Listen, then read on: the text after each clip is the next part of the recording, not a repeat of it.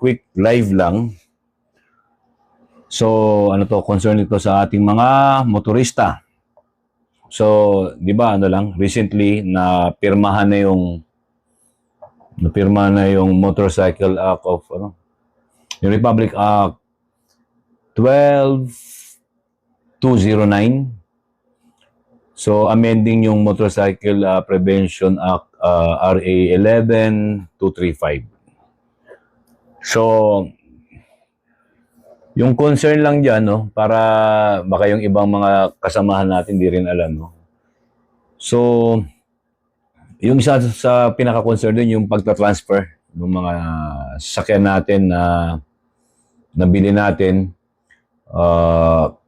previously, no, second owner tayo. So, nandun yung pagta-transfer, no. So, ngayon, nung unang nilabas, medyo mahirap at binigyan tayo ng mga 20 working days para iayos yung proseso, no. At nagkataon din na marami rin mga questions sa pag-transfer, paano kung wala na yung tao, no, ano gagawin, no. So, nagkataon mga boss na si Senator JB, karoon siya ng meeting para dun sa may mga concerns dito sa pag-transfer, no. So yung isa doon ay, bago natin puntahan yung sinabi ni Senator JB, no, parang meron siyang nilabas yan, no, nagkaroon na ng parang status quo kung anong gagawin. Ano ba yung yung mga gagawin, no, pag magta-transfer ka na ng ownership, no? So yung iba sa atin hindi alam, no? Or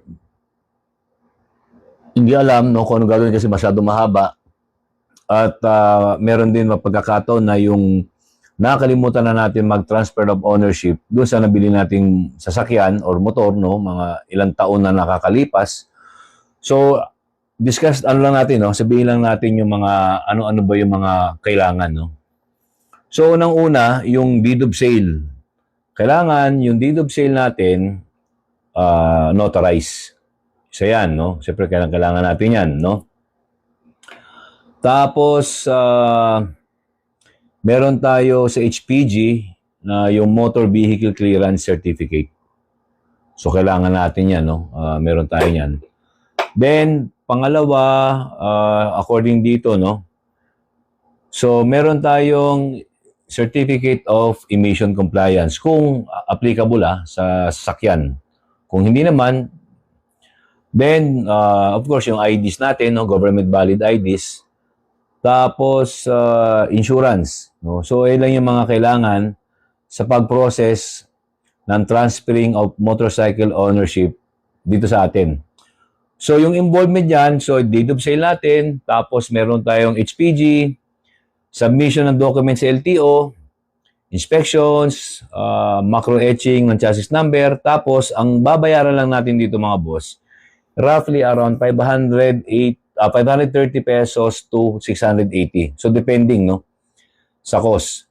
Tapos, makaka-receive tayo ng updated CR at OR doon na sa bagong may-ari. Okay? So, pa-hard top naman ng screen, no? So, yung boss, no? Yung kailangan, no? So sabihin natin, ano to medyo kakain ito ng oras, lalo na sa ating mga nagtatrabaho, no? Kakain ito ng oras. So, ano ngayon ang nangyari? So, si Senator JB, ito, tinignan ko kasi yung post niya, para lang may share sa inyo, no? Dahil hindi naman lahat tayo nakikita yung isa ng post. Oo nga. Fourth year na. So, second ano po pala to? So, ito yung nakalagay, no?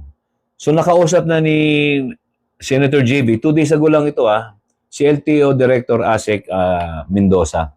So, ang sabi dito, no? So, para sa mga, babasahin ko lang, no? Para sa mga matagal nang nakabili ng motor pero hindi pa naayos ang papel or transfer of ownership, magbibigay ang LTO, mga boss, ng amnesty or mas mahabang palugit.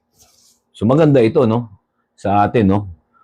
So, pa-hard top naman, mga boss, no? Yung sa mga anim natin nanonood, no? So, i-share nyo na rin to mga boss, no? Para at least aware yung mga kasamahan natin, no, sa motorcycle community. So magbibigay ang LTO ng amnesty o mas mahabang palugit para maayos ito kahit kulang ang kanilang mga requirements. Sabi ito ni Senator JB, no? At least paano si Senator JB is inaasikaso tayo. So, sabi niya rito, magiging online na ang submission ng requirements. So, tandaan niyo boss, magiging online na ang submission ng requirements para doon sa pag-transfer ng ownership sa atin, no? So, sabihin, sa portal na tayo magsasubmit, no, ng requirements, no, para hindi na tayo mahirapan. Okay? So, kung ganito po sa mangyayari, ay napakaganda. So, pwede na raw i-upload ang mga dokumento online at kapag na-check o na-verify na ito, tsaka na lamang kailangan pumunta sa opisina para kunin o palitan ang original ORCR. Sabi ni Senator JB. So, ito yung base ito doon sa meeting niya sa LTO. Okay?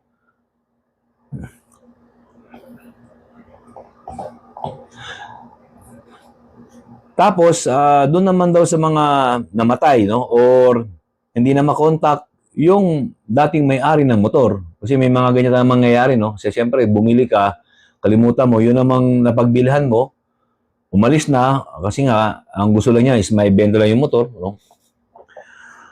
Ang gagawin na lang daw dito ay gumawa at magsumite ng yung kasalukuyang may-ari ng affidavit of ownership.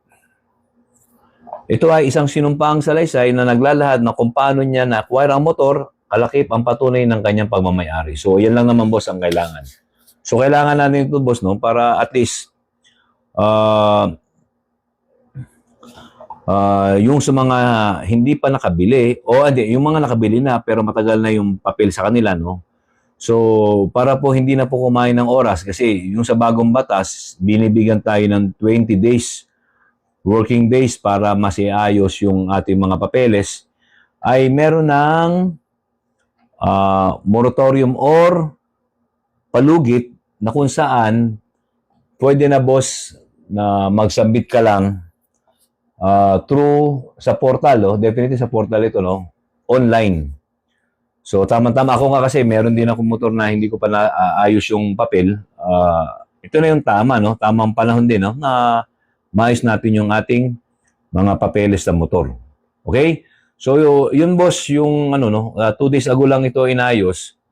At kahit pa paano, malaking tulong to sa atin, no? Na tayo ay, maasikaso na natin ito. Kasi itong batas na ito, boss, sinign ito nung nakaraan lang May 9. So, kung hindi tayo aware, no, ako rin, hindi rin masyadong aware, no, at lumabas lang ito, itong Republic Act 12-209.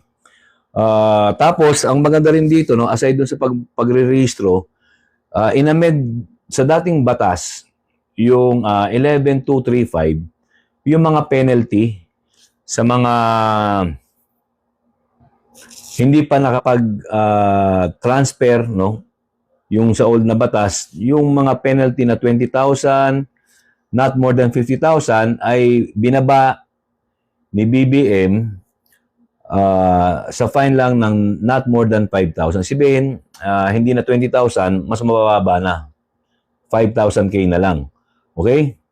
Tapos, no seizure can also be made solely on the basis of the buyer's non-compliance. Sabihin, hindi na pwedeng kunin kasi nga yung buyer, hindi niya na-comply yung requirement na ibinaba. So, ayun ngayon yung boss yung status, no? Kaya in-amend. So, may bago tayong batas na nag-provide sa atin.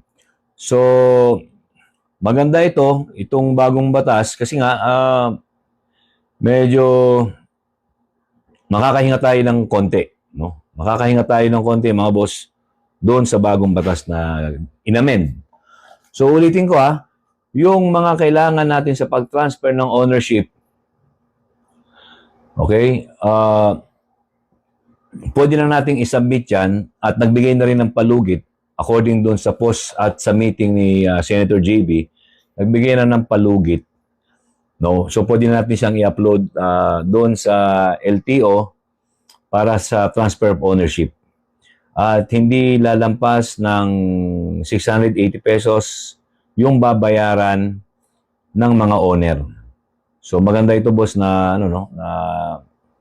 na gawin natin, no? So, sa atin, mag-comply na tayo kung ano man yung dapat gawin para at least wala tayong hassle, no?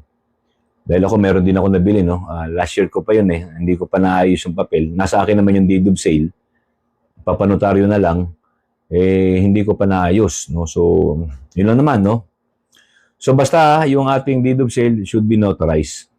So, yun lang mga boss, no? So, notarize, may certificate tayo, yung original na certificate galing doon sa may-ari. At the same time, yung clearance natin, no, sa HPG, no? Meron tayo.